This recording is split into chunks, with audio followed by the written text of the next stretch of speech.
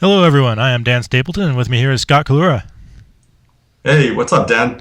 We're talking about Star Trek. There's a new Star Trek show that's been announced for next year, which is pretty exciting because that's the first time that's happened in a decade. Yeah, it's crazy. It's hard to believe it's been 10 years since we had Star Trek on TV. It's insane, really. I feel old. How about you? Yes, more and more every day. So we know very little about this new show. We know that it's going to announce or it's going to introduce new characters, and that's Yes, about it. that's about it. It's gonna debut in 2017. It's going to introduce new characters, and it's going to be produced by Alex Kurtzman, who was one of the writer producers on the Star Trek 2009 reboot and Star Trek Into Darkness. But that's all we know. We don't really know if it's going to be the Enterprise. Probably not. We don't know if it's going to be in that rebooted universe with Chris Pine and Zachary Quinto, or if it's going to be some kind of flashback to the old shows, the old universe. Flashback forward. Flashback forward, exactly. Yeah, techno Yeah. babble forward. Yeah, I mean, I think that considering who's involved, I would say the smart money and what Star Trek has become in the last 10 years. I think the smart money is it's going to be a show concurrent with the whatever happens in Star Trek Beyond, and probably not on the Enterprise. I think them saying that it introduces new characters suggests that it's going to be an entirely different crew, and probably Yeah.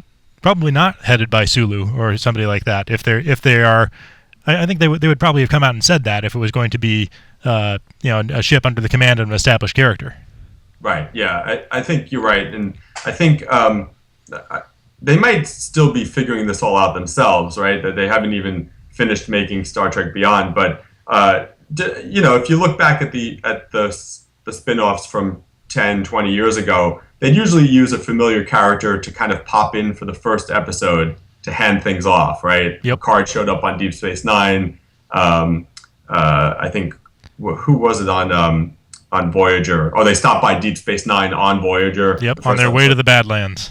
Right, exactly. Yeah, so good old Badlands. So I wouldn't be surprised if you get like a Bones McCoy appearance in this first episode or something like that. But I think you're right. You're not going to get the Enterprise crew, because they've already said that they're making Star Trek 4 for 2019. So they're not going to have their movie crew show up on a TV show, and certainly most of those actors are movie stars who don't want to do a TV show. Yeah, it would be kind of a step down, especially like in the scale of the story they're able to tell with a movie budget, and being able to pay those actors. Right, exactly. Yeah, I think one of the reasons that this excites me is because and I think a lot of Star Trek fans feel this way. I'm sure you would agree.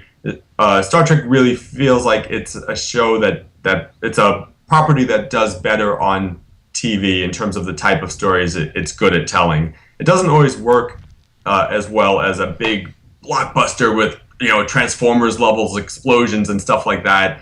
It's oftentimes better in this sort of more thoughtful kind of old school science fiction approach, and that's what TV, especially these days in this sort of golden age of TV that we have now, is all about. Which kind of raises the point that the other kind of really crazy news about this is that only the premiere is going to be televised. Yeah, it's interesting. So the idea is the premiere will be on CBS, and then the rest of the season, and we don't know how many episodes that will be, but the rest of the season you'll then have to get on CBS All Access, which is their on-demand and streaming service, which you have to pay for. I think it's $5.99 a month. So they're trying to drive business they're trying to get into the streaming game, and they're using one of their biggest franchises to do it. But it's a bit of a bummer that now we have this other service we have to subscribe to. Remember the good old days when you just had to tune into UPN or something? Yeah, and between Netflix and Hulu and HBO Go, like it's starting to add up to like an actual cable bill now. Yes, it is. It's like I cut my cord for a reason. Right, exactly. Yeah, Star Trek does have a history of sort of doing this, taking new distribution models and pushing them into the mainstream. The Next Generation, as you know, pioneered syndicated TV. It was not a network show.